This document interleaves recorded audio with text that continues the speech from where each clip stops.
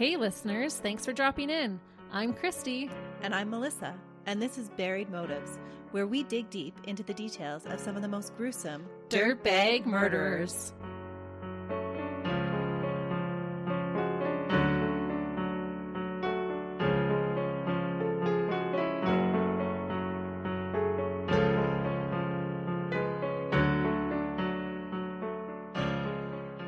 Hey listeners, Welcome back to Buried Motives. thanks for joining us today. We are excited to get into this case. Christy and I have actually been discussing it a little bit, so she does know a little bit about the case. I think we need to buckle up, listeners. I think we're in for a bit of a wild ride here. Yeah, you are. We've been warned. So I think we should just get into it. While I was preparing this case, I did come across some research that had some really interesting stats. Sometimes I really just can't hide my true nerdy self because I love stats. Some of you may have seen these stats on our Monday post for Dirtbag Details. If you haven't seen them, check out our Facebook page on Mondays. The state of Louisiana produces a lot of serial killers per capita. Louisiana, what's happening there? I don't know, it doesn't have the most because that title goes to Alaska, but Louisiana is no slacker in this department. Huh. And the city of Baton Rouge in Louisiana was recently deemed serial killer capital by a recent TV show, and that statement is pretty accurate. Oh, I thought California was like the capital for serial killers. California as a state does produce a lot of serial killers, the most actually, not per capita, but the most overall. But the city of Baton Rouge, So for a city, it has the most.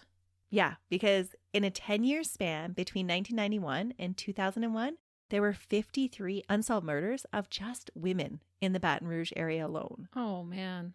These women were from all different races and backgrounds, and they died in a variety of different ways. The situation was actually getting so out of control that in 2002, there was a multi-agency task force formed to aid in the investigation of all of these murders. It was a way for the police forces of different parishes, which is the equivalent to different counties in Louisiana, to work together to help ease the panic that was being felt among the residents of Baton Rouge and the surrounding areas. Yeah, and understandably so. 50-some unsolved murders is so many. Mm-hmm. There were 5 serial killers No. during a 10-year span. No way. Mm-hmm. Yikes. That's terrifying. It is. That's why it got the name Serial Killer Capital. Yeah, no kidding.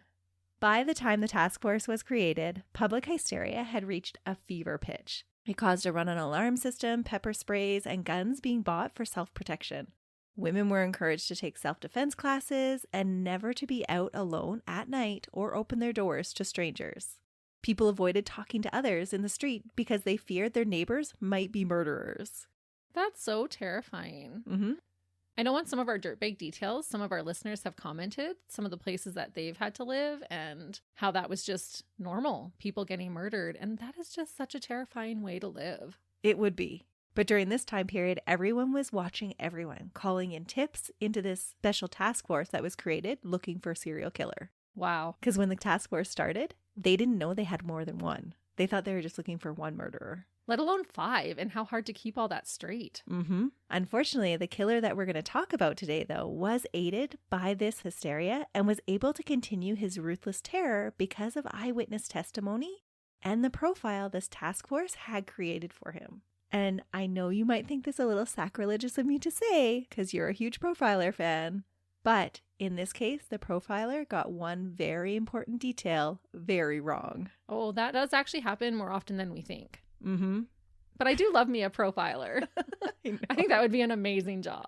Do you think it'd be too dark? What do you think we're already talking about all the time, Melissa? What consumes our days? It's true. Between research, recording, and editing. But just think of the depth that they would have to live in those people's lives. We're in it for a few months, but That's true. They would have to dig so deep. It could definitely be disturbing for sure. Yeah. But today, let's dig deep into Derrick Todd Lee. He was born on November 5th, 1968 in St. Francisville, Louisiana. His mom, Florence Lee, was only 17 at the time and wasn't married to his father, Samuel Roth. The couple would stay together just long enough to have another child, a sister for Derrick. Derrick would go by his middle name Todd with family and friends, but I'm going to continue calling him Derrick because I feel no affection towards this vile man. Yeah, he doesn't deserve his little nickname. Nope. When his dad exited from his life at a young age, it was seen as a positive thing by most of his close family members. His dad had several mental health issues and was not a stable individual. There are some reports that he suffered from bipolar disorder and had periods of psychosis. Which would make it really hard for him to care for a child. They're not undergoing the proper treatment. Derrick would never really know his father growing up and would only be reintroduced to him when he turned 21. And just a short time after that reunion, his father was arrested in 1991 for the attempted manslaughter of his ex-wife and was institutionalized. Oh my goodness. I always find that really interesting when the parents have similar criminal histories. And for Derrick's family, it continues into his children's lives. Really? So 3 generations? Wow. Yeah. But let's get back to Derrick's mother. Okay. Derrick's mother, who he was overly dependent on, was described as a domineering woman. She remarried when he was just a young boy to a man named Coleman Barrow. Coleman was the only father that Derrick knew growing up. Samuel was never actually even listed on the birth record. And that's his biological dad.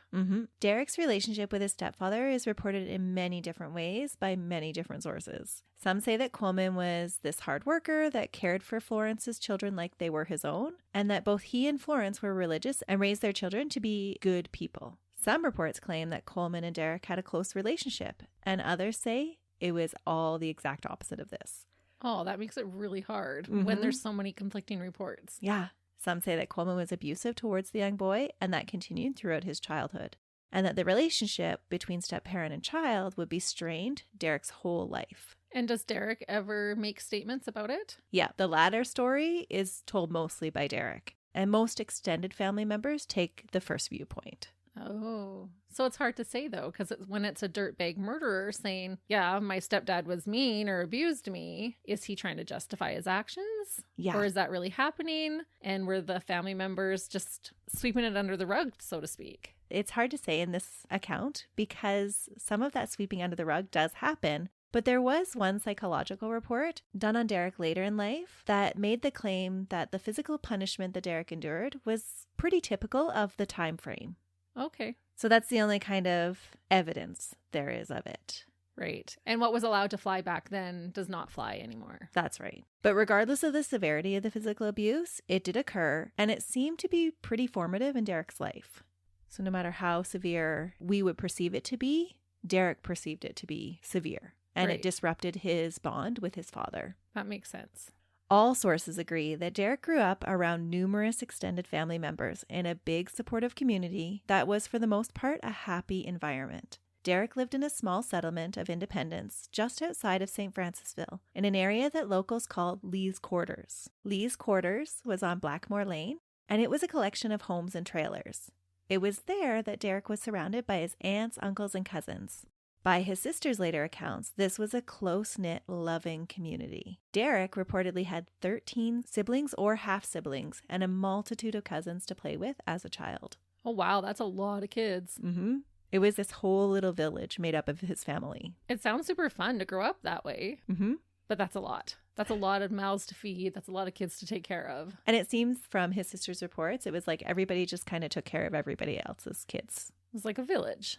I kind of love that. So here is where I think it's important to mention a little bit of history about this town and the development of the social structure in it. Today, St. Francisville, much like surrounding towns, is a quaint, kind of quiet little town filled with century-old antebellum plantation homes that attracts tourists for its small-town feel and historical buildings. It's just under 100 kilometers or about 60 miles outside of the city area of Baton Rouge. Okay. Because of its geographical location in the foothills of the Appalachian Mountains, it has this rich soil for growing and these perfect riverbeds for flat-bottom boats that were used to haul cotton in the 1800s. The town's history led to a very diverse population of African Americans and Caucasian people, which coexisted at the time that Derrick was born.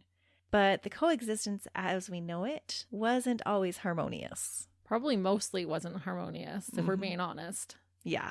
There are a few sensitive subjects that I'll be bringing up in today's case, and I'm sure that there will be someone that I will offend by discussing it. But I honestly feel like if we don't kind of put our foot out there and possibly into our mouth by discussing these things, that we don't really ever learn from our own blunders. So while we'll take some care in being sensitive, and I apologize in advance for those I offend, offense isn't meant. Offense is never meant coming from us. No. The last thing we would want to do is offend any of our listeners. But just from what Melissa has told me about this case, the situation of the times and the different races of the people definitely plays a role in this case.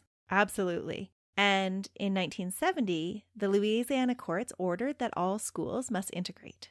And this was the time that Derrick was heading into school. In the Deep South, this was no easy feat. And the lived experience, I'm sure, wasn't fully captured in the history books that we read today. No, it's definitely a positive thing that was happening, but it would not have been an easy thing, especially coming from an African-American background. That would have been really trying. Because not everybody would have been welcoming.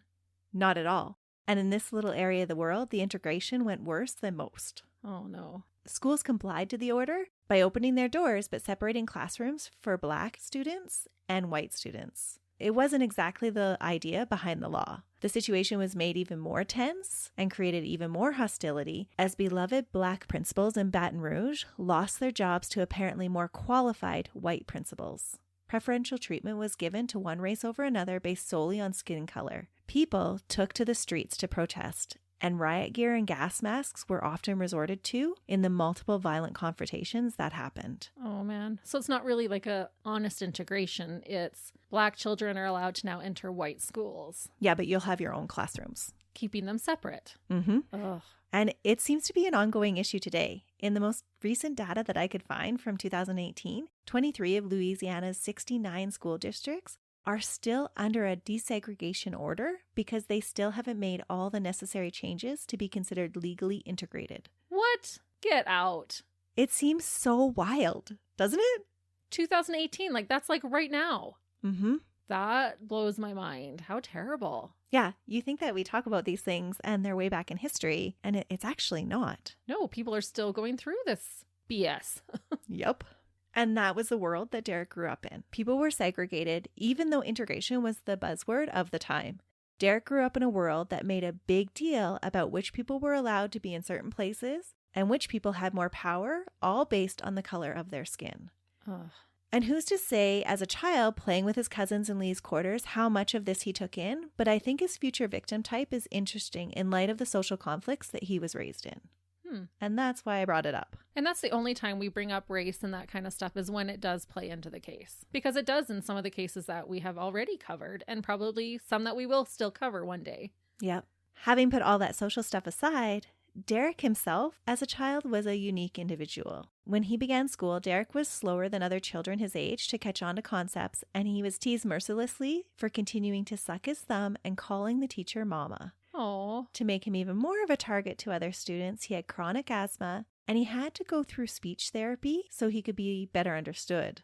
And he was called, quote, retarded by other classmates and was eventually moved into a special education program to accommodate his intellectual disabilities. He had IQ testing done as a child, and his tests usually fell in the borderline category between 70 and 80.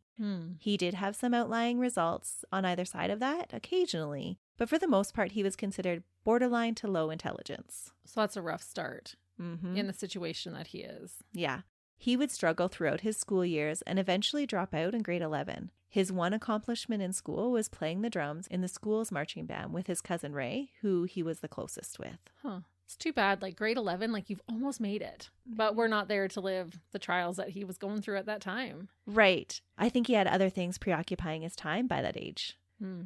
While Derrick's understanding and his IQ were not exactly average, it did seem, though, from reports of his character, that he was able to function somewhat normally, for a serial killer anyways. What is very evident is that he could be charming and persuasive to get what he wanted. And at times, it almost seemed like Derrick would use his slower understanding to get out of things and avoid taking responsibility for his actions.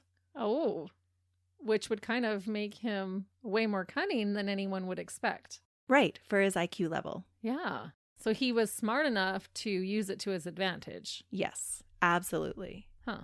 Derrick did have some unusual traits beyond his learning that made him even more peculiar. He was a self-described loner, and by the age of 9, he was reported to have a tendency to stand outside his female cousins' bedrooms and watch them while they got undressed. No. Yep. Ooh, by age 9? It started super early. Oh, and we know voyeurism is a way that a lot of serial killers start. Well, we know that now, but back then they didn't. No. And Derrick's little act of being a peeping Tom wasn't really a big secret from anybody. Most of his family members knew what was going on. And I don't know if it was because of the time and people didn't really have an understanding that voyeurism could lead into the things that we know it can lead into today, or if it was just kind of all swept under the rug, chalking it up to Derrick just being his odd little self. Like, oh, he doesn't understand. He doesn't know any better. That's just Derrick. Yeah, I could see that. An elderly neighbor said that no one ever called the police because people just thought he was being curious and would grow out of it. Yeah, you can see how at that time people would feel that way. And he's only 9. It's not like he's the 16-year-old boy who is full into adolescence and puberty. This is still like a young child. Mm-hmm. But regardless, they should have been taking some action to stop him from doing so because those poor girls were still being traumatized, being looked in on. Yep. And it's his cousins. Yeah. Being a victim of that is a big deal. It was not looked at as being a big deal at all. Oh, Because he definitely does not grow out of it. he probably escalates. Mm-hmm. Despite a lot of people knowing what he did, he's never held responsible for it as a child. And this probably affirmed to him that it was okay to continue doing it as an adult. Well, especially if all the grown-ups when you're a kid know that you do it and nobody's telling you not to, you would think it was as normal as going outside and playing in a tree. Yeah. But Derrick's other activities weren't really common of other children either. At a young age, Derrick was also caught hurting the puppies of the family dog that it had just given birth to. Oh no, Melissa. Mm-hmm. He has so many signs already. Yeah. But again, it was just kind of chalked up to Derrick being Derrick, and he didn't know any better. Is there bedwetting and fire? He does wet the bed. Oh no. And we will get to fire. Really? Mm-hmm. But before that, his unchecked behavior escalated, and on November 8, 1981, just 3 days after his 13th birthday, Derrick was arrested for stealing from and vandalizing the Sweet Shop, a local candy store. He also attacked a woman right in front of his own mother because she had accused him of peeping on her. What? Mm-hmm. He probably had. Oh, he totally had. This behavior was no big surprise to even the local police department. They were very familiar with Derrick's peeping Tom behavior, even at the age of 13. But Derrick had a knack for always talking his way out of the trouble and finding an excuse for his behavior and why his actions weren't his fault. So he's learning to manipulate from a young age. Mm-hmm. I couldn't really find any sources that would actually say it, but because of his intellectual disability, he was able to avoid accountability. And that seemed implied in many of the sources that I read. And that is a slippery slope. And in hindsight, we can look at this case and be like, how can you not see all these red flags? But remember, this is in the 80s. And so they don't know everything that we know about serial killers. Right. And that's going to play a large part into that task force that we talked about earlier. Well, and if they're using his intellectual challenges as an excuse, and also boys will be boys as an excuse, which we saw a lot happening during those times. Mm-hmm.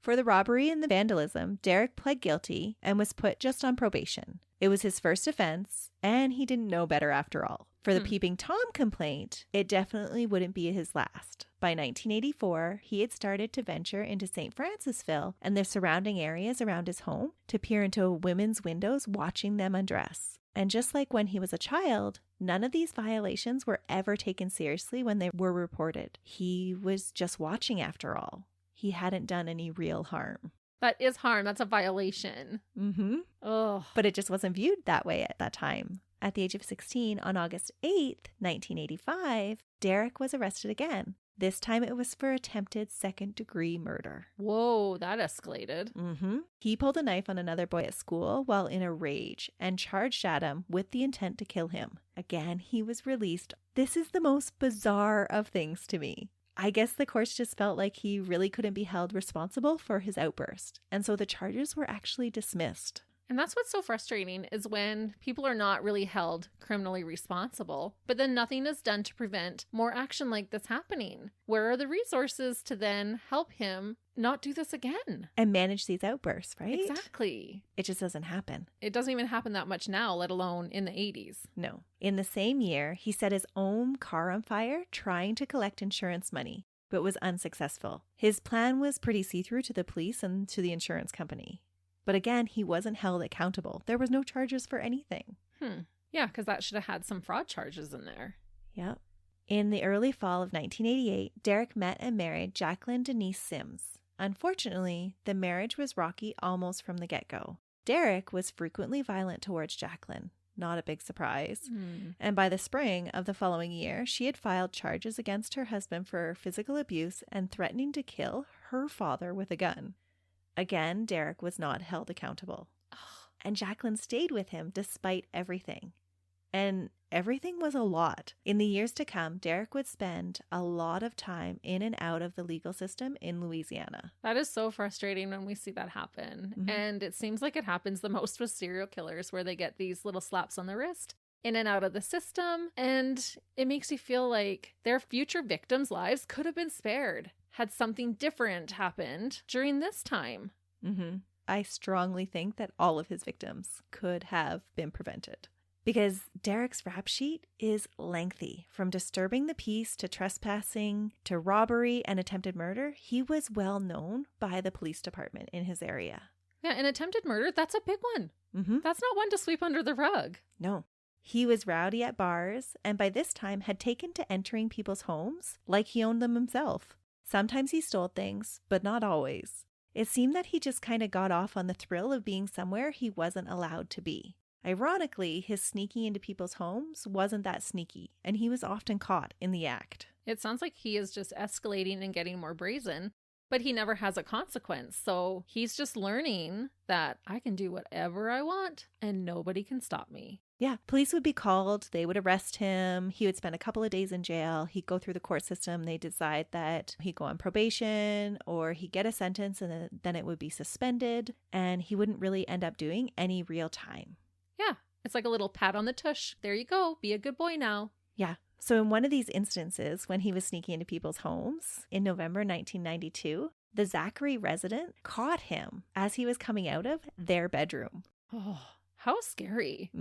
On the spot, Derrick makes up this story that he's looking for his friend Monroe, acting like he had just got the wrong house. And they bought it? Well, when the homeowner Ron told him, I don't know anything about this guy Monroe, this isn't his house, Derrick tried to act all buddy-buddy and apologize, trying to put Ron at ease. Derrick kind of picked up on Ron wasn't buying all of this. Derrick got defensive and told Ron, I'm not trying to break into your house or anything. Even though that's exactly what he was trying to do. Yeah. Ron had 2 daughters that lived with him at the time, but thankfully nobody was home. But he was scoping the place out. Good thing they weren't there. And did he, often with voyeurism, they'll start to steal women's underwear, that kind of stuff. Was he doing that at that time? I couldn't find anything in his petty theft charges that were women's underwear, but he would steal small things from the houses. Okay. For this offense, it was one of the rare times that Derrick would be held accountable, which again to me is just so crazy because this is one of his least violent acts. Yeah.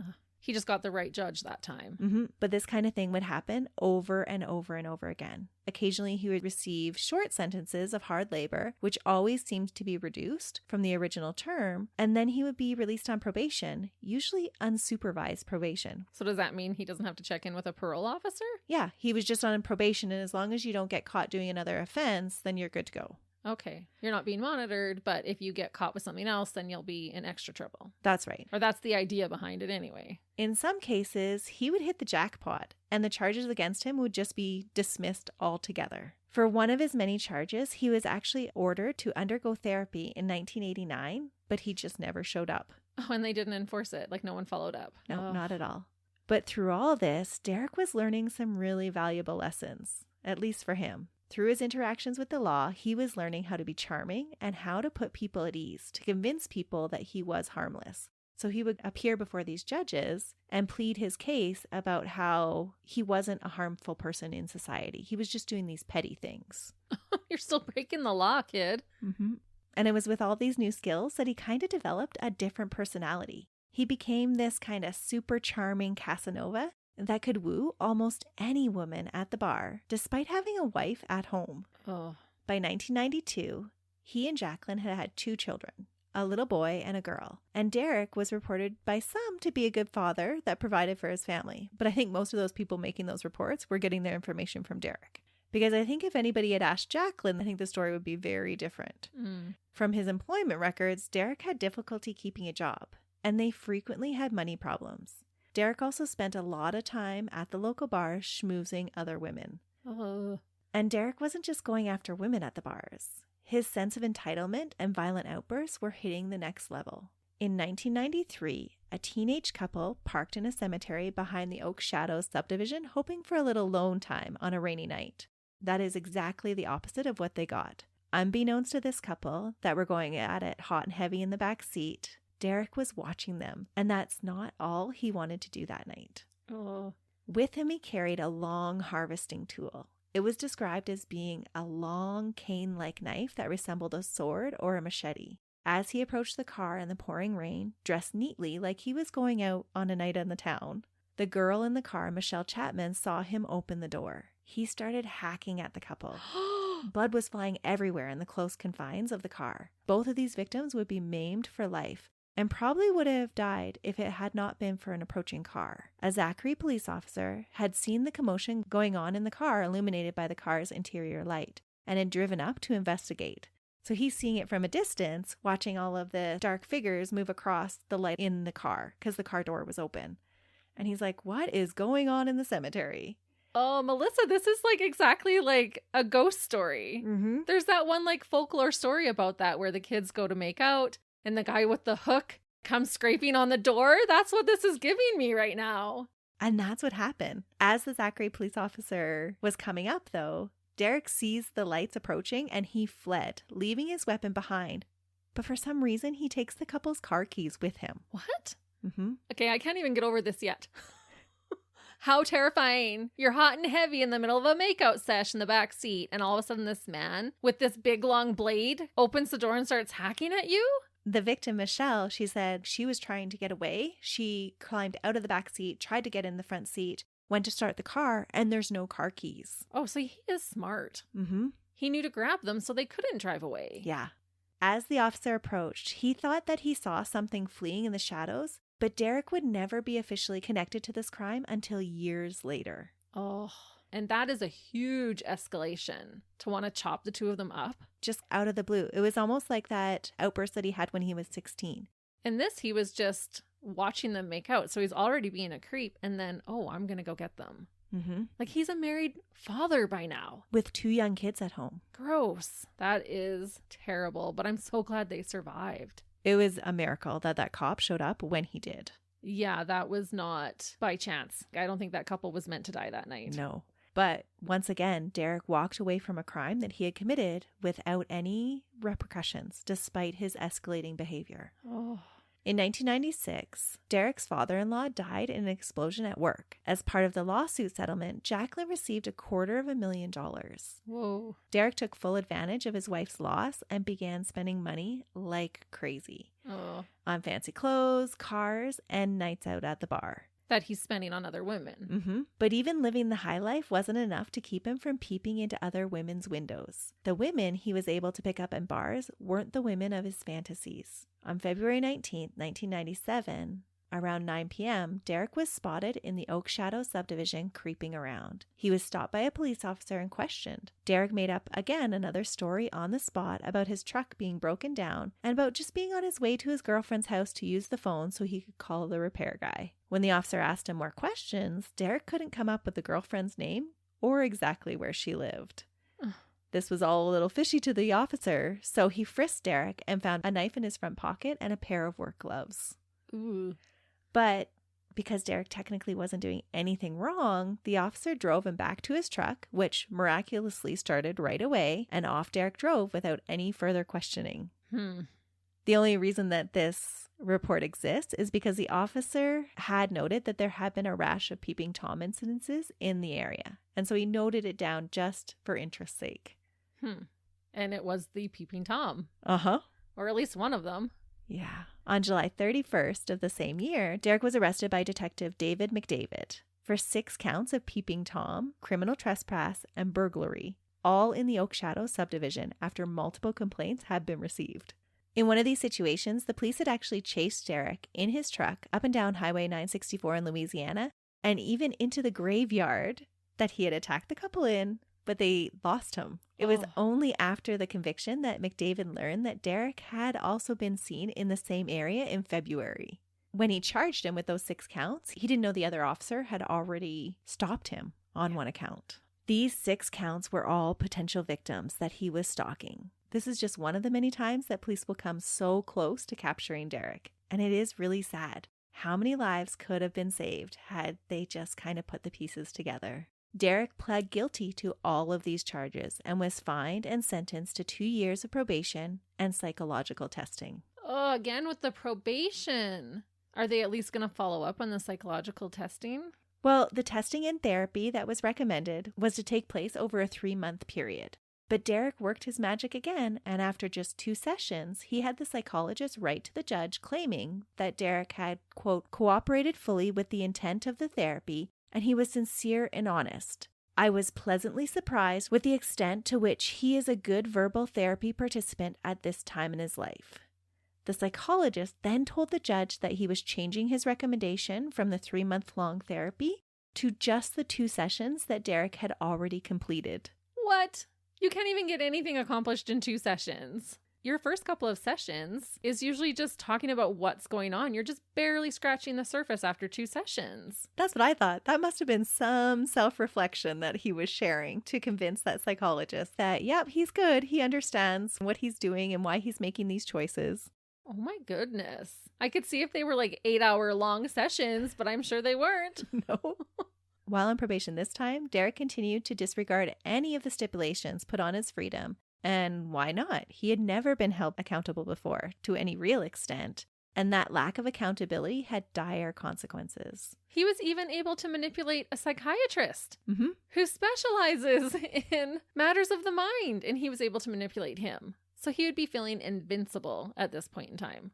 And that's why he goes on to do what he does next. Oh, no. On April 19th, 1998, a neighbor of Randy Mabrewer called the police about finding Randy's 3-year-old wandering the streets of the Oak Shadow subdivision in Zachary, all by himself in the late morning. The friend had tried to take the little boy home and look for Randy, but when she saw blood and signs of a struggle inside the house, she left immediately and called the police. Oh, no. So the mom had been attacked and the little boy got out of the house and was just wandering around. Oh, no. He had woke up in the morning and his mom was nowhere to be found. Oh. Randy was a nurse manager at the home health company and was a 28-year-old single mom. She was an independent, successful white woman. She had watched a movie with her son the previous night and then went to bed. What happened next, no one really knows. When police entered her home, they found Randy's bedroom disheveled and believe this is where she was first attacked sometime between 10:30 p.m. and 2:30 a.m. It is clear that there was a struggle all the way down the hallway. Along that path, Detective Ray Day finds both her contact lenses lying side by side, just inches apart. Police surmise that she was hit so hard from behind that she was knocked to the ground face first, and both contacts were dislodged from her eyes. Oh my goodness. That is some force. Holy cow. From the kitchen to the carport, blood splatter is the only evidence that they find, and they figure that Randy was picked up and carried into the carport. Further evidence of what happened to Randy is found in the carport trash can. McDavid finds a bouquet of fresh flowers stuffed inside the garbage can, and on the outside of a roll of pink plastic garbage bags, police find a spot of blood and evidence of semen. Oh. What happened after Derrick got Randy to the carport, no one knows. Her body has never been found. Oh, no. This is the earliest attack that was positively linked to Derrick through DNA, although it would be several years later because at the time, the higher-ups that were investigating the case decided the price tag for testing the semen sample wasn't worth it. What? This is a murdered woman, or a presumed murdered woman. Yeah, I had read in one report that the price tag for doing the DNA test was like $6,000. And because they didn't have a body and they were worried about having to prosecute without a body, they decided that it wasn't worth doing the DNA evidence for. Oh my goodness. Shame on them. This is another time where he could have maybe been stopped. They had to have had his DNA on file with all those arrests, you would think. They didn't have his DNA on file. Oh my goodness. No. But they would have after this first case. Right. And $6,000, you're putting $6,000 as the price on this victim. If she's worth it or not. This little boy who's going to grow up without his mom, it was not worth $6,000 to find out what happened to her. Yeah. Isn't that so sad? That really is, because it sounds like such a violent encounter. Him basically kidnapping her and then we're assuming murdered her, and who knows what else in between. Yeah. For the police, though, this crime scene was eerily familiar to one that they had investigated 6 years before in the same subdivision. Within sight of Randy's house, 41-year-old Connie Warner had been viciously attacked in her house as well and had also disappeared. On August 23rd, 1992, Connie's daughter had returned for a weekend away to attend her Louisiana State University orientation. She had gone away to LSU, and when she got back, her mom was just gone. Oh. As she walked through her quiet house, she started to notice things that were making her spidey senses go off. Tracy, her daughter, eventually calls her maternal grandfather, Jack Brooks, to come and help her look for her mom and look through the rest of the house. They found what they felt were signs that Connie had not left the house willingly. Beyond the obvious signs of a struggle, of disrupted furniture, the bed was made but disheveled, and there was this ominous splatter of blood on it. There were small amounts of blood in several rooms, and the washer and dryer looked like they had been moved. Most disturbing was Connie's glasses were left behind, something that she would never do because she was pretty much blind without them. In her car, they found vomit in the back seat. Oh. Police put together the scene that Connie had been interrupted while crafting. Police believe that Connie must have opened the door willingly to her assailant because there was no signs of forced entry. An altercation happened near the front door, and she was dragged from room to the bedroom, and then back out again. At one point, they believe she grabbed on to the washer and tried to anchor herself from being pulled from the house, and that's why it was pulled out from the wall. Oh. Police surmise that she was placed in the back seat of her own car, where she had vomited from the beating that she was taking.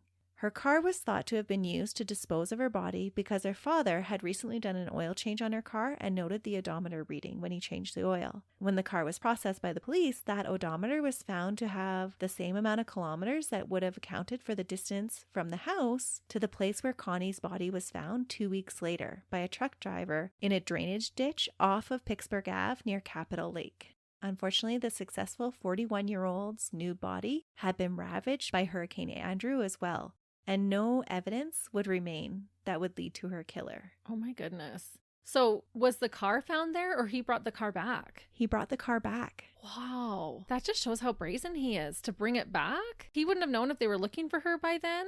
When we get into the discussion about his trial, a lot of people argue, was he brazen or was it his low IQ?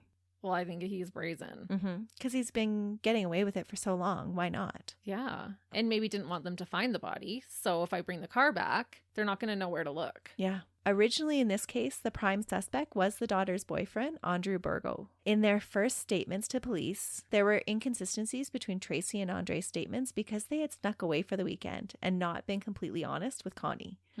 And so their lies came out when they were talking to the police, and they were kind of telling slightly different stories. Police pressured Andre to confess and didn't pay a lot of attention to the fact that Connie had complained about a peeping Tom about a week before her disappearance, and that Andre had seen a black man creeping outside of Connie's bedroom window the Friday night that he had picked up Tracy for their weekend away. Oh, so she had made a report to police. No, not to police. Okay. She had just told friends about it. Okay. Andre said he confronted this man, but the guy just swore and took off. There were police reports that Derrick, 23 at the time, was known to frequent the neighborhood peeping into people's windows. He was entertained as a suspect for a moment, but at the time, the boyfriend seemed a more likely match. What? So they even had him as a suspect for this? So this is 6 years before Randy's murder. Oh no. Which means there's probably many more murders in between. Yeah. So rather than believe the boyfriend that he had seen this man, they probably thought, oh no, you're making all of this up. And they wanted to go with him being the murderer. That's right. And so they didn't do any more investigating into Derrick. He was on their shortlist as a suspect, but they took him off because the boyfriend to them seemed more likely of a suspect. Oh, that's so frustrating. Yeah. And I think at this time, voyeurism was just still regarded as not being a big deal. Remember, this is over 30 years ago, and that kind of behavior was just starting to be linked to more serious crimes. And police already felt like they had this viable suspect who had been caught lying to them. So Connie Warner's murder just went unsolved, much like Randy's. Wow. And so you mentioned that Randy was white. Was Connie white as well? Yes. Because that is actually very uncommon for a serial killer to kill outside of their own race. And we'll get into that when we talk about his profile. Like most serial killers are white men. And so a lot of the victims can be white females. And so police are usually looking more for a white man. Mm-hmm. That's just really unusual. It is. But police do go to Derrick's house and question him about Randy's disappearance. And Derrick originally gave them consent to look around his house. But as they started digging through his place, he abruptly changed his mind about that permission. He's like, no, you guys need to leave now. This was regarded as being a little odd. But again, that was just Derrick. He was a little odd. Police, acting on this hunch, though, started to question others about Derrick's alibi. A woman, Cassandra Green, who claimed to be his girlfriend, claimed that they had been at the bar until around 10:30 the night before and that they left to go back to her house in Jackson, where he stayed until shortly after 1 a.m., leaving because they had an argument. And going home to his wife and children. That's right. Derrick then drove back to his house in St. Francisville and climbed into bed with Jacqueline. Oh, what a dirtbag. Yeah. And so now he's being questioned for 2 murders. Mm-hmm. Are they not piecing that together? Like, we investigated him 6 years ago on a murder? Yep. And that's why they were questioning him a little bit more about this murder. In this one, there really is no connection other than he's this peeping Tom in this area. But they're like, this looks like a lot like this other murder. And there was a peeping Tom involved in that one too, so making some connections. Jacqueline said that Derrick wasn't home when she went to bed, and she hadn't really noticed when he arrived back home, but did confirm that Derrick was in bed at 4 a.m. when she woke again. The Oak Shadow subdivision is between the 2 women's homes. And I just have to shake my head because I'm not really sure why Jacqueline stayed with this dirtbag like she does. She had always known Derrick had other women on the side. But this is when she learned how serious things were getting with this Cassandra Green woman, calling her his girlfriend and frequently playing house with her. Yeah, that's so sad. Unfortunately, in the 80s, women didn't have a whole lot of options. No. After committing the murder and being outed to your wife about your girlfriend, you think you'd lay low for a little bit. But that just wasn't Derrick's style. And maybe it was his lack of intelligence, or maybe just his arrogance. Or his lack of consequences. Exactly, about not being held accountable. But you think he would still kind of lie low for a little bit, right? You'd think. Not Derrick. There are witnesses, friends of Derrick's, that would come forward shortly after this murder and say that Derrick was complaining to people about being harassed by the police, mainly David McDavid, because the cop believed he was involved in Randy's murder. How dare the police harass him? 'Cause you were. Some people even claim that Derrick admitted to being involved with the murder. Instead of keeping his mouth shut and not drawing attention to himself, Derrick just continued his dual life, causing havoc at home and playing the ladies' man at local bars. Ugh, what a scumbucket. Yeah. 1998 was also the year that the TV show America's Most Wanted aired an episode about the attack in the cemetery. Ooh. McDavid, who had been involved with both Connie and Randy's murder investigation, saw the program and began to suspect Derrick of that attack as well. He contacted Michelle and had her come to look at photographs to see if she could identify her attacker from all those years before. She positively ID'd Derrick, and this officer was super excited. In February 1999, with only 6 weeks left on the statute of limitations, he charged Derrick with the attempted murder of the 2 teenagers. Wow, good for him. He couldn't physically connect him to the other murders, but he's like, I'm going to get you on this one. And so close to the statute of limitations. Unfortunately, the Zachary district attorney felt that the positive ID wasn't enough to prosecute, and the charges were dropped. No! Are you serious? Yeah, the rest of the evidence on the weapon was reported to have been lost when it had been dropped in the mud on that rainy night. No! And so they had no other thing other than Michelle saying this many years later, yeah, that was the guy that attacked us. And I know sometimes eyewitnesses are not great, but I'm sure his face was ingrained in her memory. Yeah. This isn't an eyewitness that just saw something out of the corner of her eye or saw something obscure. He was up close and personal, and she had scars left from him for the rest of her life. Oh. Once again, Derrick slipped through police hands. They believed that he had committed the crimes, but they just couldn't tie him to the scenes with any physical evidence to prove that belief. That year, Derrick's life got a bit more stressful. Not only did he feel that he was being watched by the Zachary police, but all of Jacqueline's inheritance had been spent by 1999. Oh, man. Derrick was essentially now supporting two families, Jacqueline and her two kids, and Cassandra and their infant son that Cassandra had just given birth to. My goodness, this guy. The stress and money problems were a big hit on Derrick's ego. With money, he had been the big man on campus, with flashy clothes and cars, flaunting what he felt was prestige. When the money ran out, he just couldn't return to his former lifestyle. He ended up being in even worse shape financially than he had been before, and having to work even harder at jobs that he couldn't seem to keep. And when life got hard for Derrick, he returned to his favorite pastime. On August 19, 1999, the St. Francisville police received 3 different complaints about a man stalking women in their apartment complex. All of them ID'd Derrick as that man. Colette Walker Dwyer told police on 2 different occasions Derrick had entered her apartment without invitation. Oh. During one occasion, he walked up to her while she was unlocking the door, and when she opened the door to go inside, he just walked in right after her and helped himself to a drink. How scary. And while he was in her house, he repeatedly asked her out. He was particularly interested in if she would date a black man. When he picked up on the kind of vibe that she was nervous to have him in her apartment, he tried putting her at ease by telling her that if he wanted to rape her, he could have already done it. Oh my goodness. And you think this is going to make a woman want to go out on a date with you? Yeah. The only way that she could get him to leave was by leaving the apartment herself. No way. And there was another time that he just let himself into her apartment and, again, pretty much asking the same questions like, do you find me attractive? And he even turns off the light at one point. And she's like, nope, and turns back on the light. Wow. Another time he was spotted by a neighbor of Colette's just lurking outside of her apartment. Like, that's stalking Mm-hmm. and home invasion. Like, that is so many things. I can't even imagine how scary for her. Just so wrong. It's like, it has nothing to do with how attractive you are. I'm having all these red flags because you're a creep. Well, and Colette would later go on to say that she felt like he was a serial killer. And so she reported him to police. And police did nothing. Well, again, it happens where he goes in, he gets a little bit of a sentence, it gets reduced, he's back on probation, which he's never off of probation, but they never throw him back in jail. It's so odd. And that's what I never understand with probation. Like, when you break your probation, shouldn't you be back in jail with no more probation? Mm-hmm.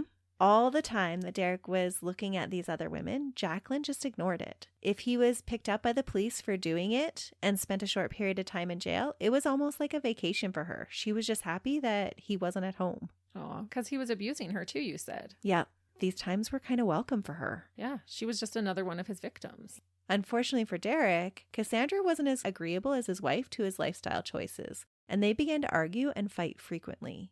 In February of 2000, their fighting escalated, and she filed paperwork to get a protective order against Derrick. But before anything was finalized, he beat her severely in the parking lot of a bar that they had just been at. Derrick dragged Cassandra from the bar and beat her until she was a bloody mess, kicking and stomping on her when she was on the ground. Oh, and he's a big guy. Like, you showed me a picture of him, and he's got a lot of girth to back him up. Yeah, and he does physical labor. He works in construction. He's a pipe fitter. He is a fit guy. Yeah, like, he looks like he's a little built. Mm-hmm. Another man tried to intervene and stop Derrick from attacking Cassandra, and Derrick became so enraged that he put his fist through this guy's expedition window and then just fled the scene. Oh my goodness. A chase ensued, and Derrick drove through a police roadblock, nearly running down a police officer. These charges were all a little bit harder to get off of, and Derrick was sentenced to 2 years, but would actually only spend the next year in prison. That's a really light sentence for attempted first-degree murder. Yeah, you've like literally almost beaten one of the mothers of your children to death, and you're going to spend a year. Yeah. And really what it sounds like is that all the new charges were kind of dropped, and the only thing that held him in jail was the breach of his previous probation. No way. When he was released from prison in 2001, after only serving 9 months, he was placed on house arrest, but he frequently removed his monitoring equipment.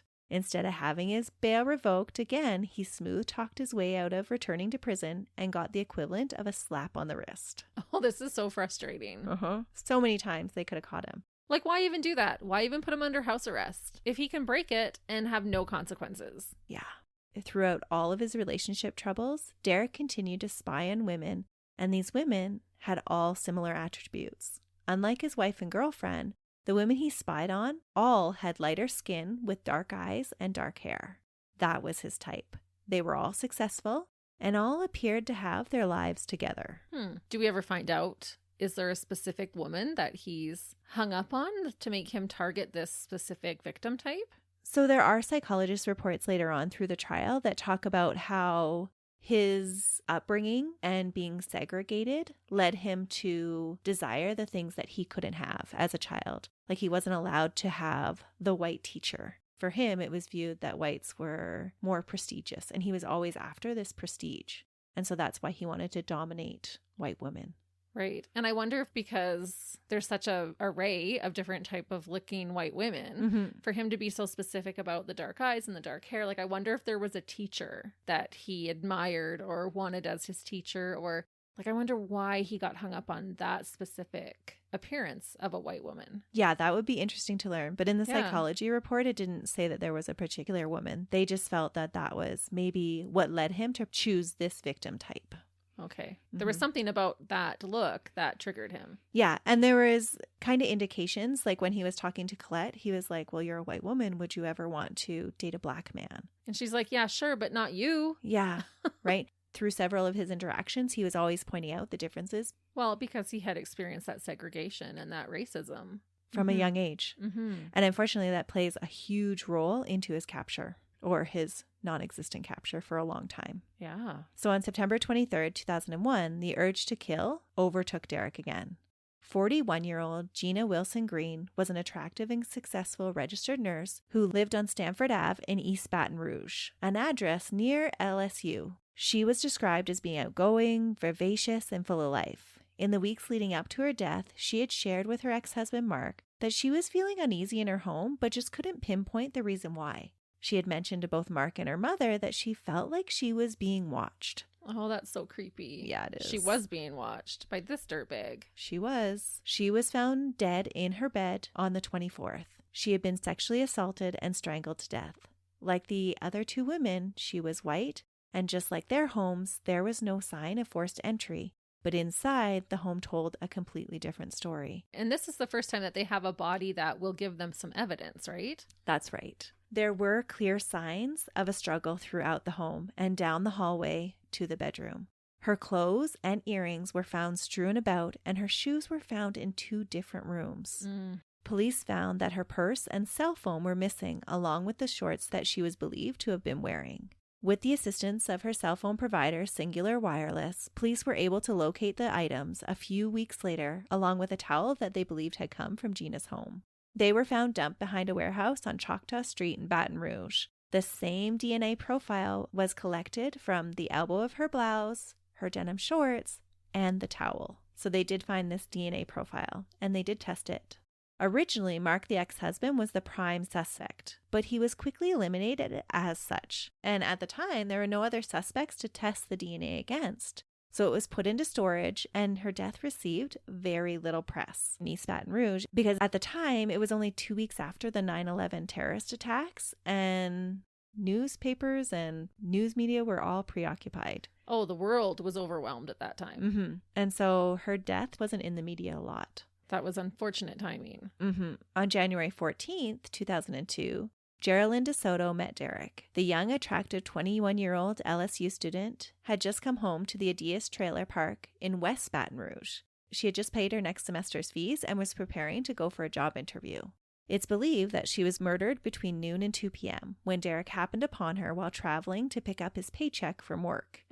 A call was placed from Geraldine's phone during the time frame of the murder to the area code where Derrick was picking up his paycheck from. He was probably just being his courteous self, just letting the office know he was running a little late.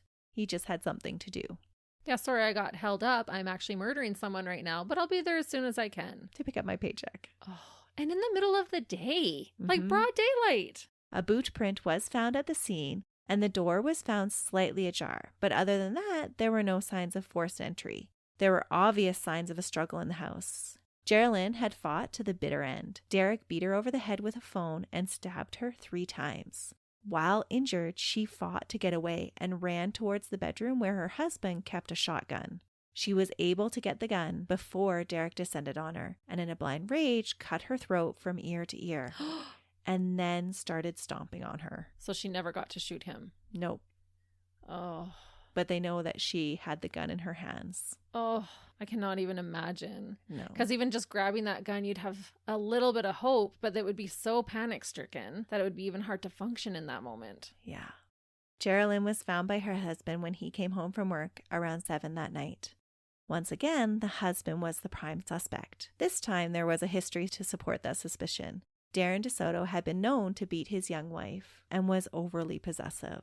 Co-workers pointed out that on the day of the murder, that Darren hadn't made any calls to his wife in the afternoon, which was completely out of character for him because he was constantly checking up on her. Darren would say that he had just been distracted at work and hadn't realized the time passing.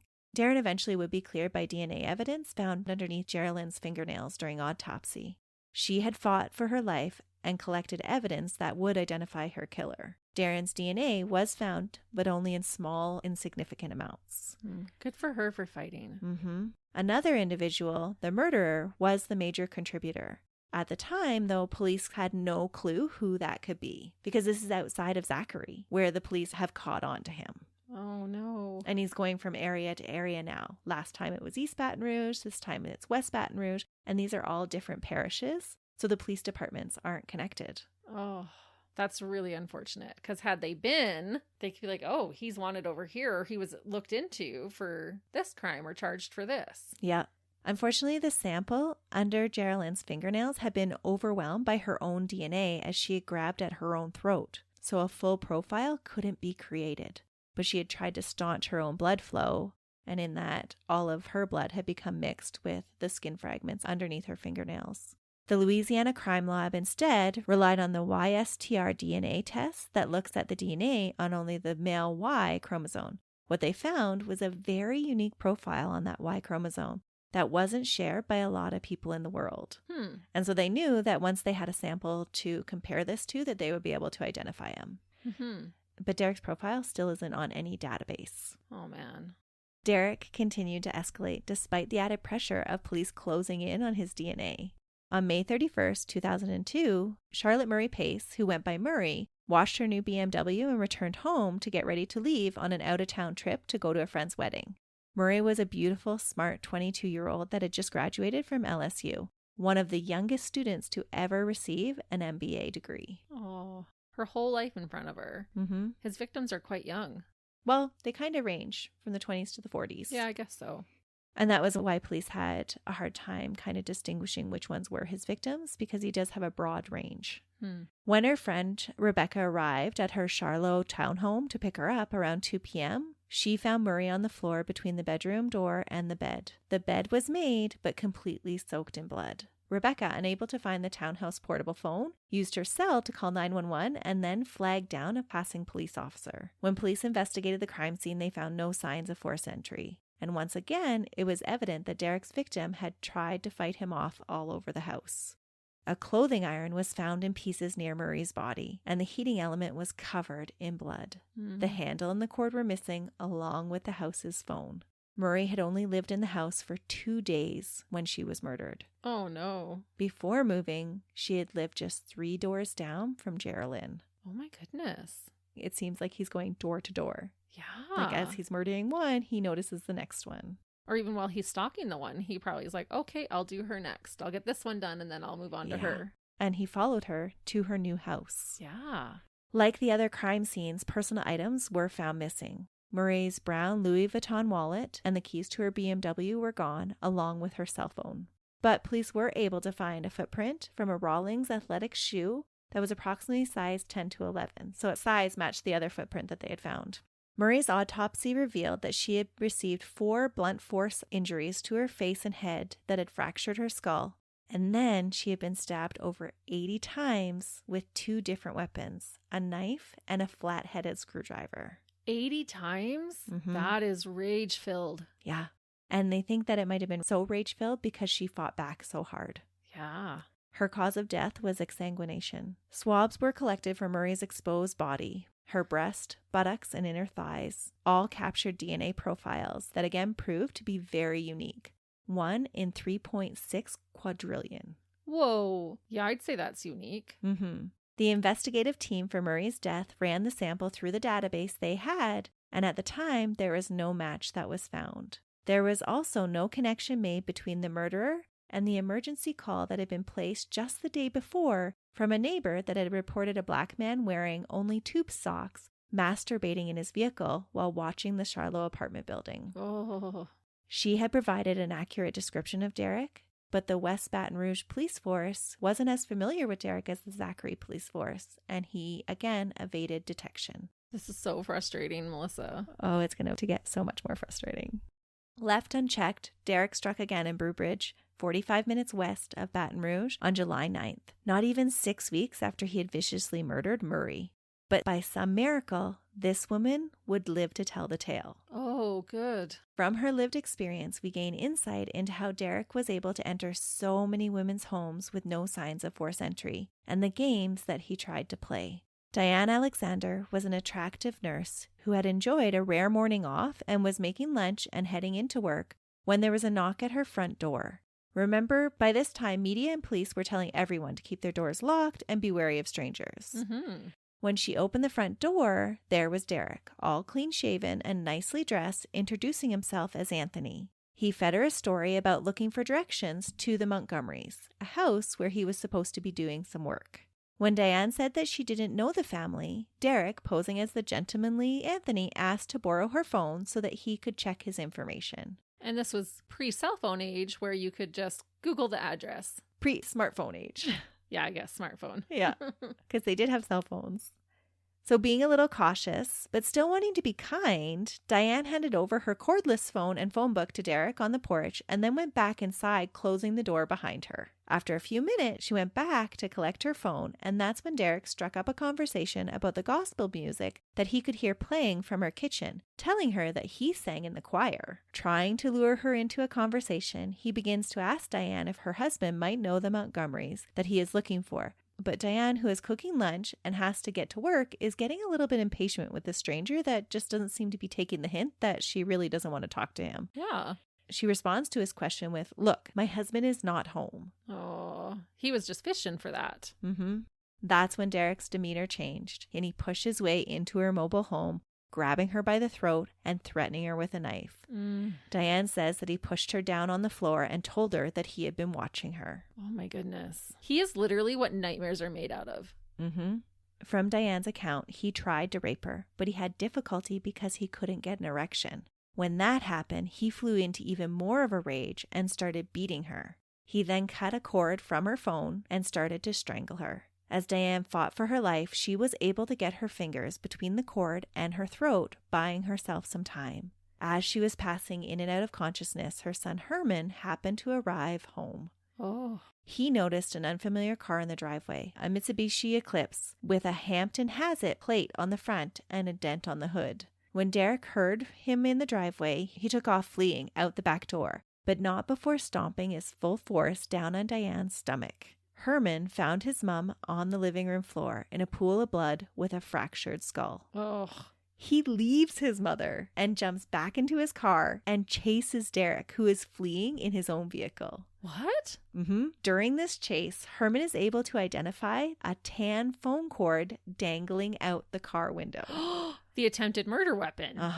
The police are called and they take Diane's dress that has sweat DNA on it and a piece of the cut phone cord into evidence. Both will be critical pieces of evidence later in the trials. It takes Diane 5 days in hospital to recover enough to work with police to identify her assailant. On July 15th, she was able to give a detailed description of her attacker to the St. Martin Parish Sheriff's Office. So again, this is another district. Oh. But in those 5 days, the case would take a turn in Derrick's favor.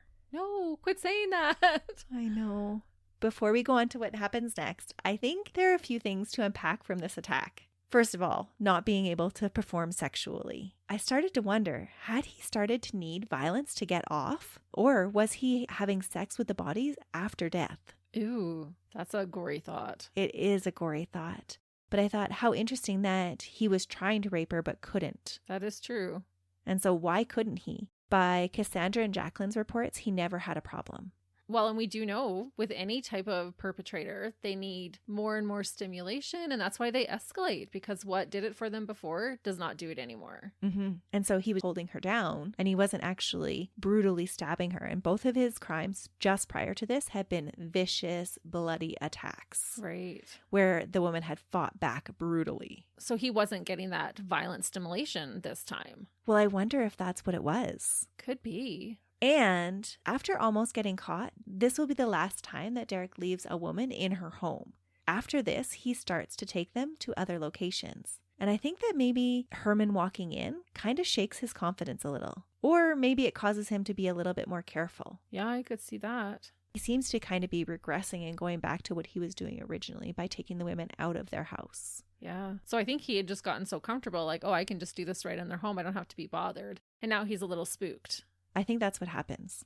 Just 3 days later, though, Derrick attacked another woman. 3 days later. Because he hadn't been able to finish. Yeah. And so I think that drive just pushed him even more. Yeah, he'd still have that itch and it would be even stronger. Right. I remember Diane's report didn't come out until 5 days after. So he actually commits another crime in between. And this one is quite significant. Just 3 days later, Derrick attacked Pam Kinnemore, a beautiful 44-year-old antique shop owner. Her husband returned to their Briarwood Place home around 11:45 p.m. and found Pam's keys in the front door. Pam had a habit of forgetting her keys when she unlocked the door, so this wasn't a huge alarm bell for him. It was just kind of one of her idiosyncrasies. But we know that he will sometimes follow women right in as they're entering their home. Yeah. So that tells me he was waiting for her. He definitely knew enough to be at the house. How does he even have time for a wife and kids and job and girlfriend and kid? And doing all this. Yeah, and to be able to stalk women enough to know their patterns and their schedules. Well, remember,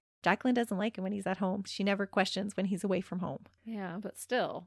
It is mind-boggling how he does all of these things. So when Pam's husband enters their home, he finds their living room is completely disheveled and the bathtub is full and there are spots of blood on the bedroom rug. And Pam is nowhere to be found. She has just vanished. That's a new thing, the bathtub being full. Police believe that Pam was actually in the bathtub. So then she probably had left her keys in the... Yeah, it sounds like she actually had left her keys in the front door. Okay, so he hadn't necessarily walked in right behind her. No, but he knew enough to be watching this house. Yeah. Or maybe he just happened to be going by and saw keys in the front door, but then how would you know only a woman was home? And one that meets your profile. That's had to right. have known. He had to have been watching her. When Pam was found, it was by a survey crew just south of the Whiskey Bay exit on Interstate 10, on the border of Baton Rouge and Lafayette.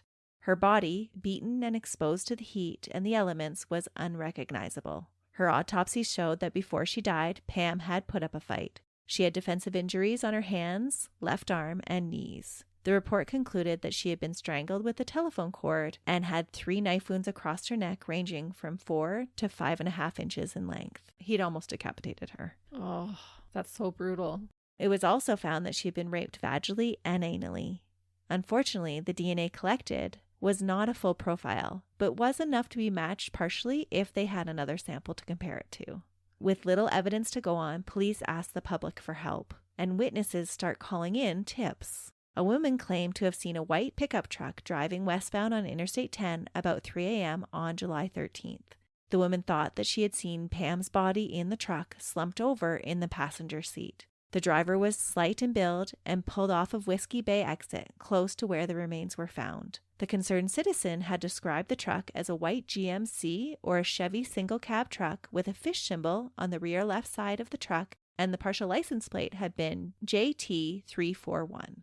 This witness's testimony was further corroborated with more witnesses. Another reported a white man acting suspiciously. A woman came forward and said that she had been coerced into a white pickup truck on the I-10 2 days after the disappearance and was raped before being let go. Police released a sketch of Pam's suspected killer based on these 2 women's eyewitness accounts. A white male with a slight build driving a white pickup truck. And we're looking for a stocky black man. Uh-huh. This person became who everyone was looking for. Oh, and this is definitely not who they're looking for. No. This is a different dirtbag. A different dirtbag. Oh. They had just kind of meshed a whole bunch of witnesses' stories and created this profile of a white man.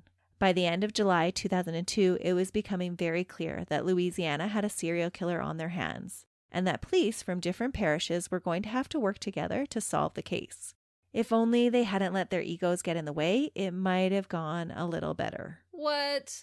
Yeah, you will not believe this next part. They're going to let their flippin' egos get in the way of solving this case. That's what's going to happen. The Baton Rouge Area Multi-Agency Task Force was created, and they started connecting murders that had been happening all over Louisiana. In a meeting hosted by the Baton Rouge Police Department, the investigators collaborated over the killer that they were now calling the Baton Rouge Killer. They even collaborated with the FBI to have a profile of the serial killer done. In that meeting, David McDavid from the Zachary Police presents the profile of the local pervert Derrick Todd Lee and the 3 cases that he felt were connected to him: Connie's, Randy's, and the attempted murder of the couple in the cemetery. And he's the only one on the right track. No one listened to him. Oh, listen to David McDavid. If you have an iconic name like David McDavid, you should be heard. Yeah. All had made up their mind already that the serial killer was white. Derrick didn't fit the profile based on the color of his skin.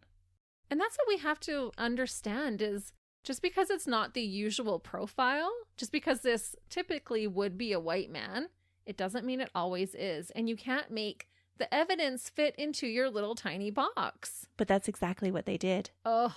Tempers and egos must have flared pretty big at this meeting, because from that point on, the Zachary Police Department would not be a part of this task force. So they weren't ever even participating in the task force after this. And yet they're the ones on the right track. So then they basically pouted. Well, if you're not going to listen to us, then we're not going to play. Yeah, they were going to do their own thing. Oh. Egos. Yeah. But before we call the police egomaniacs and having a contest of mine is bigger than yours, I think there are a few things to point out about this investigation that kind of swayed things against them. At the time that Derrick was racking up deaths in Louisiana, there were actually 3 and some say 4 other serial killers operating at the same time. That is true. There was a reason it earned the title serial killer capital. Witnesses were also making claims about this white man. Yeah. Derrick was, for the most part, killing white or women with lighter complexions, which is, like you said, is atypical of most serial killers that are studied. Most serial killers kill within their own ethnic group. What was also making things difficult was Derrick varied his method of killing. And so the crimes that the Zachary police were presenting didn't necessarily match the crimes in the different areas. Usually a serial killer uses one method of killing as their signature, a way to claim their crimes. And lastly, the gold standard, the profile from the FBI claimed the killer would be white. And I'm guessing that this was based on the fact that the majority of serial killers are white and based on the victim type. You can see how they would draw that conclusion. And so that's why they said, yeah, see it, McDavid. But at this point, too, they're coming together. Did they not compare their DNA profiles and all of that stuff? So they start to put that together, but it takes time to run DNA tests. Okay. This profile that the FBI had given the task force made several other inferences about the killer's behavior. The profile suggested the killer was male, between 25 and 35 years old. They believed he might be physically strong due to his ability to lift the bodies of deceased women and carry them over unstable terrain, such as the muddy areas that they had been in. He probably worked in a job that required such strength. Investigators believe that it was highly likely the killer earned a below average or average income. He probably worked in a position that required little social interaction with other people. Derrick had held various jobs in construction and pipe fitting that would meet these descriptions. Yeah, it sounds like they're bang on with everything else. There was evidence to suggest that the murderer was able to obtain information about his victims before he abducted them, so this is still part of the profile. It appeared that he had knowledge concerning the woman's lifestyles and schedules and may have stalked them. The 4 murders were probably planned, even though the killer showed signs of impulsivity, which may bring him to the attention of police for minor offenses. Check. Yeah. He was known by police. Yeah, all of it is check, except for his ethnic background. I had read in one of the reports that criticized this task force after the fact that most killers are known to police within the first 30 days. Is that true? That was one of the stats that I had read, which is fascinating. That is. Yeah. Sometimes their profile isn't paid attention to. Well, and sometimes they come back to the crime scene. Sometimes they even show up at the candlelight vigils for victims or join the search force for them. which is always so disturbing. Yeah. So I guess I could see how that would be true. The behavioral analyst also suggested that the killer was insecure and had difficulty interacting with women, especially those who portrayed themselves as sophisticated. Women he approached might have described him as being awkward but harmless. He may have crossed the line with some women he knew, those in whom he had developed an intense interest, which I said kind of a check because he had these kind of two personalities when it came to women. With women at the bars that he was interacting with, he was like this Casanova. He was picking them up like crazy. So I have to ask, were those women Black women? Like, did he want to only date Black women and then target white women? It seemed that way, yeah. So he was quite comfortable and in his element talking to women who were Black. Mm-hmm. And so that's where he was putting on the charm. And because it sounded like he was quite the ladies' man. He was. But then when he went up to these other women that he viewed as being more sophisticated. And maybe forbidden fruit. That's right. Then he was a little bit more awkward. But he always did try to present himself as being harmless. He tells them these awkward statements of, well, I could have raped you, but, I haven't, so I'm really harmless. Right. And do you find me attractive? Would you date a Black man? Mm-hmm. The decision was made by the task force to release that profile to the public, and it further perpetuated the belief that the killer was white. This would allow Derrick to continue murdering women. He probably was like laughing when he saw that. Mm-hmm. On November 21st, 2002, while the police were testing DNA of thousands of white men, Tanisha Janae Combe, an attractive 23-year-old, disappeared. Police found her car, a black 1994 Mazda, around 1:30 p.m. near the St. Landry Parish Cemetery, where it was believed that she had been visiting her mother's grave. Aww. Her mom had died just 7 months before, and Tanisha was not coping well with this loss. She would duck out of work and just spend hours sitting by her mom's grave. Aww. It was believed that Derrick might have used her sadness to lure her into his vehicle because there were no signs of a struggle at the gravesite. Her keys remained in the ignition of her car. So she wasn't planning on leaving with him. No. 3 days later, her half-naked body was found dumped in the woods about 32 kilometers or 20 miles from the cemetery by a rabbit hunter. She had died by blunt force trauma to the head and had been sexually assaulted. Derrick took Tanisha's ring, but left behind DNA and another footprint at the scene, an Adidas-type basketball shoe that was again size 10 to 11, just like the one found at the Murray's crime scene. And the other one as well. Mm-hmm. This is now 3 footprints. Yeah. The same size. About a month after her death, finally, DNA results were starting to file in from the different crime scenes, and it's confirmed that the DNA collected from Tanisha, Gina, Murray, and Pam were all from the same individual. Unfortunately, there was still no profile to match it to, though. On March 3rd, 2003, Derrick claimed the life of his last known victim. Carrie Lynn Yoder, a 26-year-old LSU student, was unloading groceries from her car into her home at 4250 Dodson Ave, a home a few kilometers from where Gina and Murray lived. That night, she talked to her boyfriend and told him that she was going to the Winn-Dixie for groceries, and that was the last time she was heard from. The boyfriend drove by her home the next day and saw that her car was in the driveway and that there were lights on in the house. So when she wasn't responding to his messages, he just kind of felt like she was ignoring him. But by the next day, she still hadn't responded to any of his messages, and he got worried and decided to go to her house again. He found the back door open and Carrie's keys, purse, and cell phone all on the counter. He immediately called the police. And that's so sad that he didn't go in the first day. I know she was already gone by that point, but at least Right. it would have been one day closer to catching Derrick. Yeah. Police found the key holder at the front door was dangling on only one screw, a broken necklace, and a small amount of blood on Carrie's purse. That's all they found at the house. An intensive search began, including aerial surveillance, but it was too late. Carrie's body was found on March 13th by a man fishing for crawfish in a Chafalaya River basin, near where Pam's body had been found just 8 months earlier.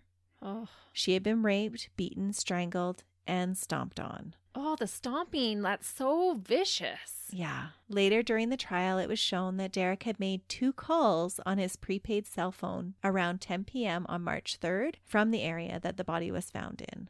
In April, Derrick returns to his old stomping ground, and the Zachary Police Department starts receiving complaints about someone peeping in the windows back in Oak Shadow subdivision and stalking women on their early morning jogs. And David McDavid is like, I know who that is. Yep. And task force or not, the local police department are determined to get Derrick Lee in jail. They believe that he is the serial killer, and they eventually convince a judge that they have enough probable cause to collect a DNA sample from Derrick to prove it. They use a subpoena order instead of a warrant, and that becomes a point for appeal later on because they don't have the correct paperwork, but it is upheld. On May 5th, 2003, Danny Mixon finds Derrick at home in his St. Francisville and presents him with the subpoena for his DNA. After reading through the order, Derrick submits to the testing, but no arrest is made. They actually have to wait patiently for the test results to come in. Which gives him opportunity to flee if he wanted to.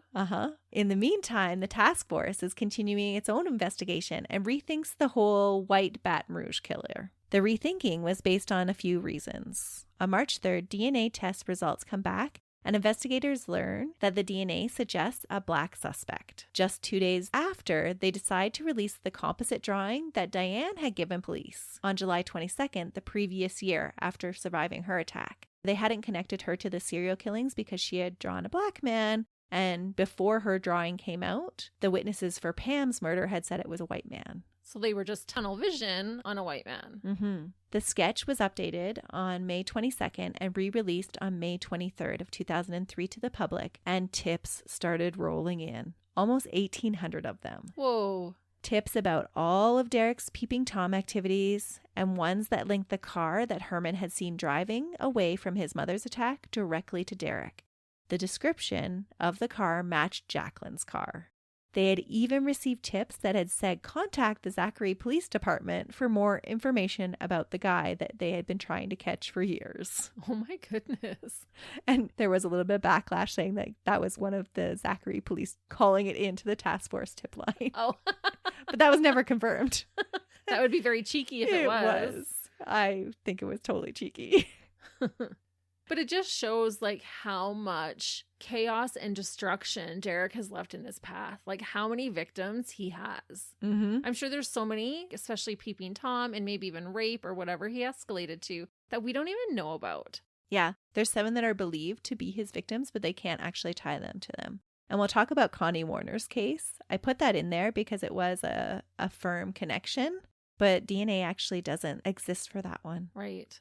On May 25th, the task force released the information that the DNA collected from Derrick is a match to the 5 Baton Rouge murders that the task force has been investigating. It would take some time before DNA connected Geraldine's, and even more time before the archived evidence from Randy's case was connected to him. Finally, the dirtbag Derrick's goose is cooked. All that's left to do is to find him. Because like you said, he's had a whole month. Yeah. If I was him, I'd be sitting on a beach in Mexico by now. Well, he's not that smart. On the same day that his DNA was collected, Derrick went into a kind of hiding. He sent his wife and kids away, and he took off to Chicago, but then returned to Baton Rouge like 1 day later. What? Yeah, it was really weird. And then he took off again to Atlanta. In Atlanta, Derrick didn't really keep a low profile. He was ID'd at the Lakewood Motor Lodge, where he was staying in Georgia. While there, he was acting like the king of barbecues, making grilled chicken for new friends and being his old charming self with the ladies, and had everyone there fooled. And it just kind of makes me feel like he had no remorse. Like, I can just go make new friends, schmooze, cook chicken. It's just a party. Yeah. Despite being known by the locals, it still took police 3 tries to capture him at 3 different locations when they were tipped off to where he was. Police caught their first big break when they just happened to be at his girlfriend Cassandra's house when Derrick made a call to her from Atlanta. So that's how they figure out he's in Atlanta. From there, they were able to broadcast Derrick's description, and people started calling in about seeing him. They're like, hey, this dude just cooked me chicken. That's right. Police tried to capture him at a homeless shelter, at the motel, and eventually they find him at a tire shop. Finally, when a trio of Atlanta police approached Derrick outside of Green's Tire Service on May 27th, they asked him for his ID, and he presented his Louisiana work permit with no fuss and was taken into custody without incident. Wow. So if he was found at a tire shop, did like a pedestrian call in a tip? Yep. Because otherwise, like, how would they find him there? Oh, Yeah. well, good for that bystander for doing that. Yeah, but it took them 3 times because somebody would say, oh, he's here. And the police would, by the time they got there, he was already gone. But he shopped a little too long at the tire shop. That's right. Good. Finally. And Melissa, if he gets a slap on the wrist, I'm flipping this table. I don't care that all our equipment is on it. I'm flipping it and walking out the room. Well, and a lot of people, they made a big deal about like, oh, he just went with them. He didn't even put up a fuss or a fight. And I'm thinking, yeah, because he's been taken into custody how many times? And he's never been held accountable. So why wouldn't you just go with them? Yeah, he's not worried about it. He thinks he's going to be out next week. That's right. Grilling more chicken. Originally, he was accused of a lot more murders than we have talked about today because he was attributed to murders committed by Sean Grillis. But DNA ruled him out of those killings. Interestingly, Sean Grillis was the white serial killer who many would have been calling in about. Huh. It's just so bad that they were happening at the same time. Mm-hmm. One serial killer is too many, let alone 2 to 5 in that same area. Yeah. Derrick never confessed to police about any of the murders. In the interrogation, he just talked around in circles and acted confused about how DNA evidence worked to capture him. And honestly, listening to his interrogation is so difficult because he just talks in circles. Derrick's trial proceedings began on July 17th with a motion to change venues, which was denied. The denial would later be a part of Derrick's appeals to his convictions. In August, Derrick was put on trial for Geraldine DeSoto. He was less than helpful to his Crown-appointed defender. They actually fought during the trial. Just 4 days later, 11 out of 12 jurors found him guilty of second-degree murder, and he was sentenced 6 days after that to life in prison without the eligibility of parole, probation, or suspension of sentence, which I thought was hilarious that the judge put that all in there because those are all the things that had got him out of his previous sentences. Yeah, good for that judge. So he's like, nope, you can't have parole, you're not going on probation, and you're not getting a suspended sentence. Yeah, I'm crossing all my T's and dotting all my I's. Thank you very much. Yeah. Next, Derrick was put on trial for the first-degree murder of Charlotte Murray Pace in October of 2004. On October 12th, after deliberating 80 minutes, the jury reached a unanimous guilty verdict. Derrick didn't flinch when the verdict was read, but as he was escorted out of the courtroom, he told everyone, God don't sleep, and they didn't want to tell you about the DNA they took 8 times, referring to his claim that the police framed him with DNA evidence. Oh my goodness. And God don't sleep? Is that meaning like God will give me justice? God will clear my name? Yeah. I think God's got different plans for you, honey. And it's not clear in your name. Just saying. I'm not to judge, but it might turn out a little differently for you than you think. At the sentencing hearing in December 2004, the jury had to decide if Derrick was eligible for the death penalty based on his claims of having an intellectual disability. According to the Supreme Court, a person that has an IQ below 70 must be exempt from the death penalty. His was above 70 though, wasn't it? Well, we'll talk about it. Originally? Yeah, that's where it kind of averaged. Okay. In Louisiana, the jury decides competency, and they heard evidence from both sides to decide if he was eligible for the death penalty. The defense argued that Derrick had always had a low intelligence, citing his lowest testing scores of 62 and 65. Because remember, all through school, he had been tested. Right. On multiple different subjects, multiple different years. And so he had a lot of testing done. But shouldn't it go with his current IQ during the times of the murder? They pulled in everything. Okay. The defense argued that with his low IQ, Derrick had difficulty making decisions and understanding the seriousness of his crimes. The prosecution presented witnesses that claimed that his intelligence had tested up to 92 in some areas and averaged in the mid-70s. They argued that his intelligence was not low enough to stop him from knowing right from wrong and understanding his crimes. They presented his history of being able to pass workplace exams, driving tests, and the ability to read blueprints as evidence that he was capable of making sound decisions. Oh, absolutely. And even with Diane, he didn't attack her until he knew that her husband wasn't home.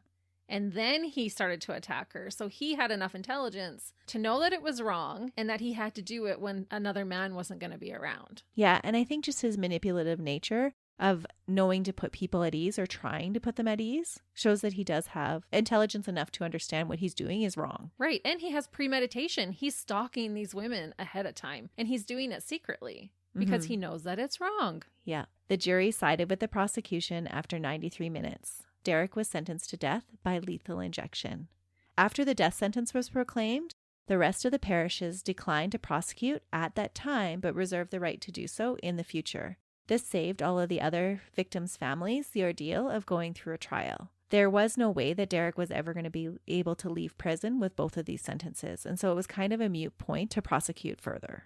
I always have mixed feelings on that because you want them to have the justice, but I do understand not wanting the families to have to go through trial, but I feel like then it should be left up to the families. Mm-hmm. And it did sound like, for the most part, it was left up to families. There was one family that it sounded like they would have preferred to prosecute, but it's too much money to do so. Psychologists that have examined the case feel that Derrick's victims represented women that he felt were unobtainable by him. White or light-skinned women that he had learned as a child not to interact with. Smart women that had made fun of him for being slow.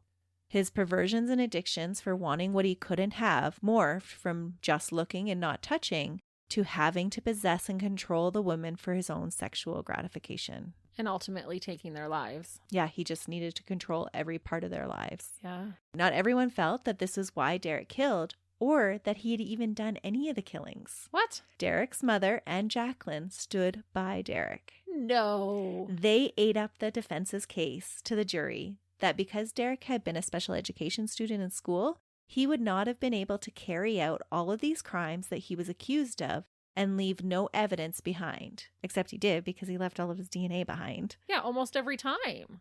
Both women claim that McDavid and Detective Ray Day of the Zachary Police Department had set Derrick up, and that even through all of their harassment and multiple searches, they had never been able to find any evidence until they took the swabs from inside Derrick's cheek, something that was done after all the women had died. So they think they planted that DNA on all of the evidence. Yeah. But that DNA had been run earlier, right? Mm-hmm. Just had nothing to match it to. That's right. So that kiboshes that kind of train of thought. Exactly. But that's still what they hold to. And their whole claim was that Derrick was this poor black man that had been harassed by this white police department. And that's so surprising coming from Jacqueline when she's been abused viciously by this man. And even his mother saw him attack a woman one time, and then to say, no, he couldn't do this. Like, there's denial, but then, like, this is denial. This is a whole nother level. And McDavid and Ray Day, it did sound like they were on him constantly. Like, they thought he was a serial killer, and so they were watching him all the time when he was in their jurisdiction. They were constantly giving him a hard time at home. And so Jacqueline had said on several occasions, you watch, they're going to frame you for this serial killer. And actually, he was the serial killer. Yeah, that burns my butt too. Like, you are the grossest little dirtbag doing all this heinous stuff, and a cop is doing a good job and he's on you and you're going to call harassment. Yeah. Give me a break. But that was part of the appeals. We could go into a whole nother case of just talking about that part of this case. Because there are people that are like, yeah, he was framed. It was the white guy, this other Sean Grillis. But they have his DNA. Yeah. And they had the DNA before they took Derrick's DNA from him. Like, how can that even be disputed? Yeah. Leave David McDavid alone. He was doing his job. He tried. People just weren't listening to him. Yeah. Derrick was housed in a 6-by-9-foot cell in Angola prison in Louisiana on death row. It is said to be one of the harshest prisons in the U.S. Its inmates have pursued lawsuits that death row is equivalent to psychological torture because of the forced solitary confinement and having to spend almost all of their time in their cell idle without any mental or sensory stimulation. And so I thought back to that case and how you were questioning, is this too much? But at the same time, I was feeling that would be a hard life. I'll give you that. But it's still way more of a life than his victims got. Well, and what Robert was being incarcerated for and what Derrick is a different ball game, I think. And should that play into it? I don't know. Anyway, I thought it was interesting to note that there have been lawsuits against the Angola prison. That is interesting because you do have to have a sense of humanity inside your prisons. Yeah. So the prisoners on death row, they are only allowed out of their cell for 1 hour a day. And they go out of their cell, they're allowed to shower and to exercise, but they do so in isolation. They go to an outside area that only they're allowed in. Right. So they have no other interaction. And they're allowed to attend religious services, but it's very infrequent. Like, it's like one every month, again, alone. And so they are in complete isolation. I found it so interesting. It is interesting. After numerous denied appeals, Derrick Todd Lee died shortly after 9 a.m. on January 21st, 2016, but it wasn't from lethal injection. Instead, he passed away in hospital at the age of 47 from a heart condition. Wow. His death was met by mixed emotions from his victims' families. Some were relieved, some felt cheated, and some still felt that the system had acted too slowly once again. They had waited all these years, let him do all of these appeals, they were supposed to put him to death, and he died while waiting to be put to death. I think that's the perfect justice, because that would have been hell for him, living in a little 6x9 box. Yeah. Like, sometimes, I hate to say it, but maybe death is the easy way out. Maybe. Like, he was made to suffer in that box. So if you're wanting that type of revenge and suffering, that's where it's at, I would say. I'm not an expert, and I don't know. I can go back and forth on my feelings on it, but I can see how they would all have mixed emotions. Yeah, and whatever they did feel, they all felt it very strongly, it seemed like. Yeah. I mean, this is such a terrible thing. There's no good outcome after a man has done these horrible, horrible things. No. One of the detectives that had worked on the case said that the biggest regret was that Derrick never admitted guilt and never told them where Randy's body was. They were never able to bring her home. And that is sad. That is like a slap in the face when they don't even admit what they've done. Mm-hmm. And that is the frustrating and sadly longer than necessary case of the pervert and not so special Derrick Todd Lee, who killed women that he felt he could only get by force. Wow. That was a monster of a case, Melissa. It just kept on going because he was given so many extra chances. Like, I cannot believe how many times they could have incarcerated him and saved so many lives. And how many were there? So there were 7 confirmed, and then there are 7 believed to be connected to him that I didn't even present. So he could have done up to 14. Yeah. Or even more, for all we know. Mm-hmm. What is clear is that lives could have been saved, and Derrick Todd Lee was a dirtbag. 100%. I know you've said in the past that sometimes you just are so glad to be done with that case, and this is one of those ones. Oh, I can see how you would be done with this case. So I am happy to say goodbye to Derrick Todd Lee, and I'll be looking forward to your next case that you can tell me about next week. I do have an interesting one for you next week, and I hope that all of our listeners will join us for that one. But until then, see ya. Bye.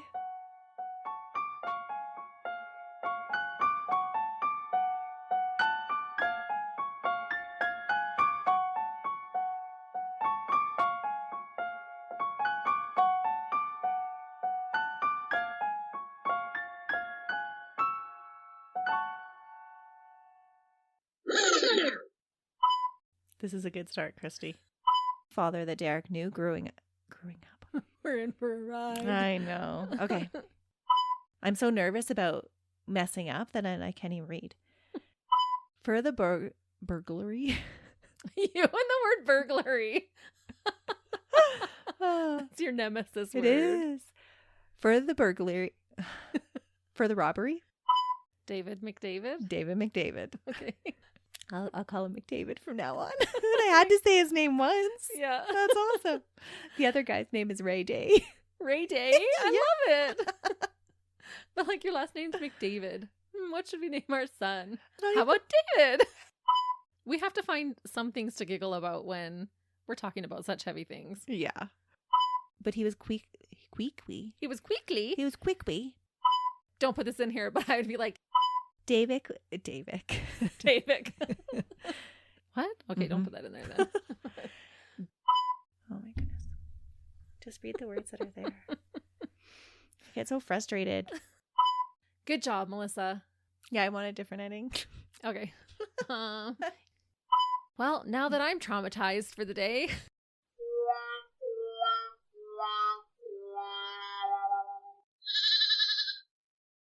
Another Sound Off Media Company podcast.